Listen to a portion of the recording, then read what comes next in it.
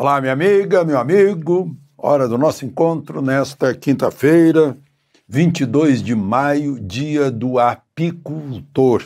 Em homenagem aos apicultores brasileiros, principalmente do Piauí, que é o maior produtor de mel do país, o maior exportador.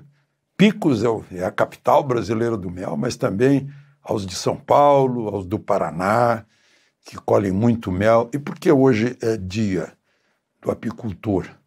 Porque é dia da padroeira dos apicultores, Santa Rita de Cássia. Eu já estive lá em Cássia, um belo lugar, lá na Itália. Santa Rita de Cássia que fez aparecer uma rosa na neve, uma rosa que brotou na neve, coisa considerada um milagre. E foi nesse 22 de maio, em 1457, que ela morreu. E, segundo as demais agostinianas, que ela é agostiniana como o Papa Leão XIV, viram-na ser levada por anjos. E quem a canonizou foi o Papa Leão XIII. Uma bela história. Mas 22 de maio também é o dia em que, em 1941, o mesmo ano em que foi criado o Ministério da Aeronáutica, as Forças Aéreas Brasileiras se transformaram em Força Aérea Brasileira, né?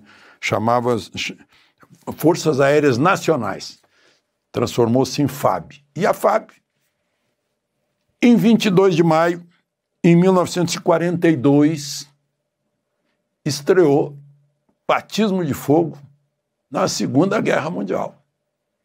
A base aérea de Fortaleza, com aviões patrulha, identificaram um submarino italiano do eixo, o Barbarigo, e atacaram o Barbarigo, que se defendeu e depois submergiu.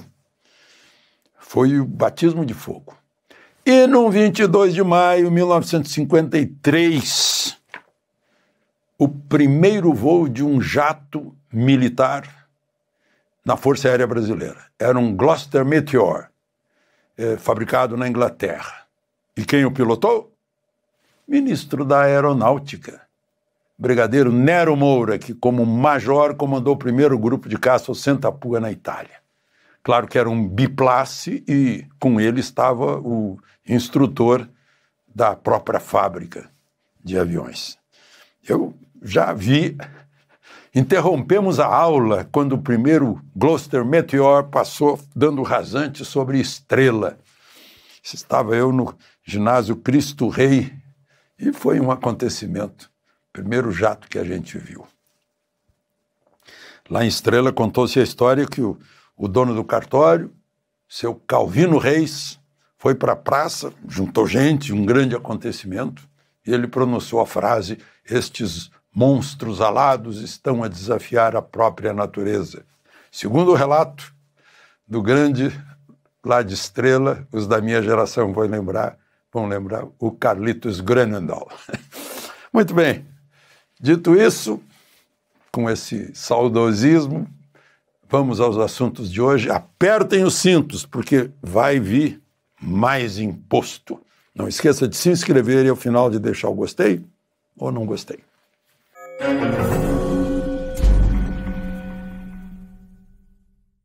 Estão com os cintos apertados? Pois é, mais imposto.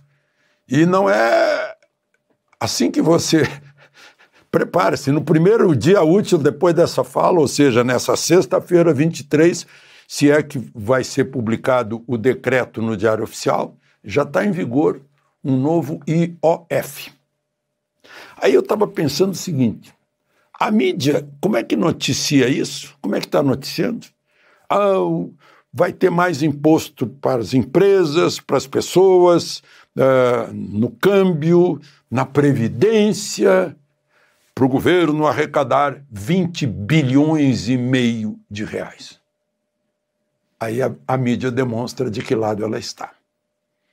Porque eu vou anunciar para vocês a seguinte notícia: a partir de amanhã, o governo vai tirar do pagador de impostos mais 20 bilhões e meio de reais do trabalho das pessoas, do bolso das pessoas, dos pagadores de impostos, para, na verdade, se sustentar. Porque será que a gente vai ter um serviço público em troco? Porque o governo arrecada para prestar serviços. É como um prestador... O governo é um prestador de serviços da nação. Serviço de tudo, de segurança, de justiça, de previdência, de infraestrutura, de saúde, de ensino. Não é serviço de educação, não. Serviço de educação é com vocês em casa. Não? Bom, então, vejam só, eu vou mostrar para vocês previdência. Quando a gente teme o futuro com a previdência oficial, né, alertados por um ministro do TCU, né, que disse, olha, a previdência não tem muito futuro. Né, e aí a gente, eu vou ter uma previdência complementar, vou entrar num VGBL, né, vou garantir a minha velhice. Né? E aí estava lá isenção, só que não tem mais isenção. É 5% nos aportes acima de 50 mil. Né? E vão pagar mais imposto. O IOF sobre câmbio, você faz compra no exterior com seu cartão, você vai pagar um IOF mais caro. Você faz uma remessa para o seu filho que está estudando no exterior, você vai pagar um IOF mais caro. E você vai tomar empréstimo com pessoa jurídica ou física, vai pagar um imposto, um IOF, Imposto sobre Operações Financeiras, mais alto, a ponto de chegar a 20 bilhões e meio só neste ano. E nós estamos em maio, só neste ano. Em um semestre vão cobrar tudo isso, 7 meses. Bom, e é também para pagar uma indenização para Dilma, porque o Conselho lá de Anistia do Ministério dos Direitos Humanos anistiou a Dilma. Ela foi demitida da Fundação de Economia e Estatística do Rio Grande do Sul em 1977. Vão pagar 100 mil de indenização por danos morais para ela. Está anistiada. Eu lembro, aquele 18 de março de 1970, quando eu fui assaltado. Eu estava estudando na PUC e trabalhando no Banco do Brasil, em Viamão, e fui assaltado pela Vanguarda Armada Revolucionária Palmares, com boinas de VAR Palmares e gritando "Viva Che Guevara". Ele me enfiou a pistola aqui, não sei como não quebrou o externo. Dilma não estava lá, mas é do grupo. Pelo que se sabe, fazia a logística, a preparação das coisas.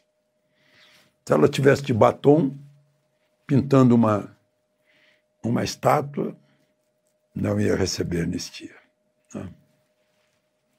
Mas, enfim. O que mais que temos aqui? Pois é.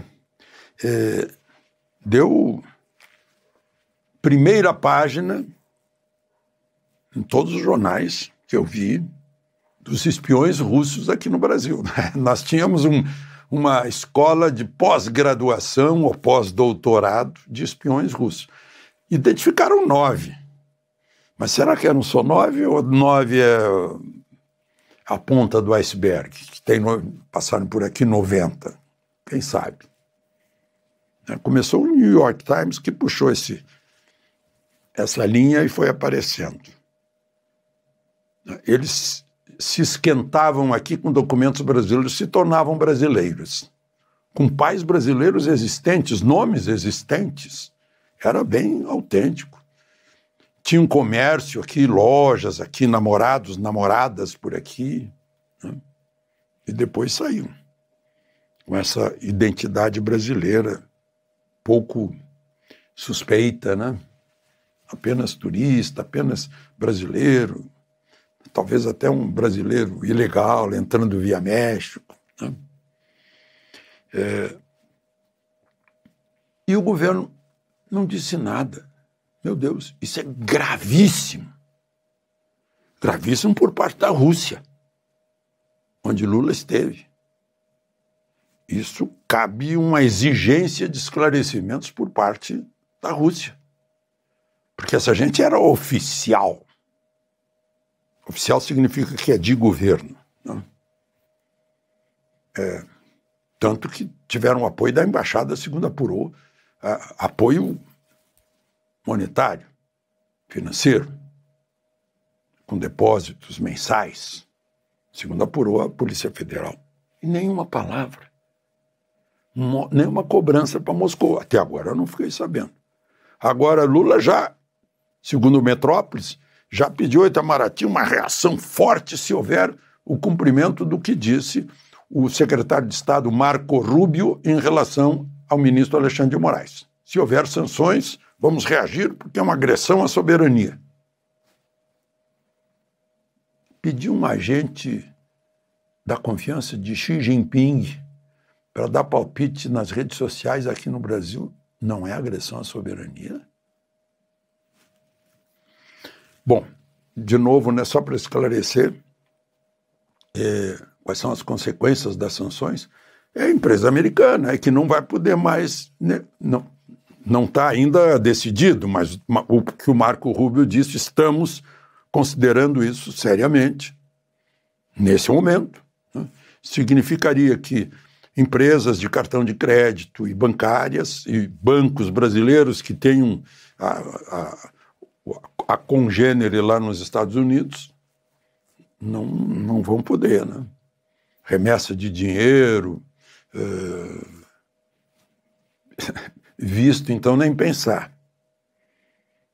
É mais ou menos essa sanção, não entra aqui no Brasil, mas pega um brasileiro que está sendo enquadrado nessa lei que sanciona pessoas de outros países que estiverem ofendendo direitos humanos, censura, liberdades. E como lembrou o Guga Chakra, que eu vi na Globo News, ele está fazendo censura e sanções a 2 cidadãos que nasceram no Brasil, mas um é cidadão americano, o Rodrigo Constantino, e outro tem residência lá, que é o Paulo Figueiredo, segundo esclareceu o Guga Chakra. Não tinha me ocorrido isso também, né? Além daquela interferência lá, intimando empresas americanas diretamente, sem usar os canais normais, que é Itamaraty, Departamento de Estado, Ministério da Justiça, né? Departamento de Justiça lá. É isso. Então, Lula... Né? A gente já está acostumado com isso. Soberania vale para vale para os Estados Unidos, não vale para a China, por exemplo. Né? Ou não vale para Moscou. Depende do... Infelizmente, não depende do equilíbrio, da isenção, da lei, que deveria governar todos nós. A Constituição, né? Viva a Constituição. Um dia ela será respeitada. De Brasília, Alexandre Garcia.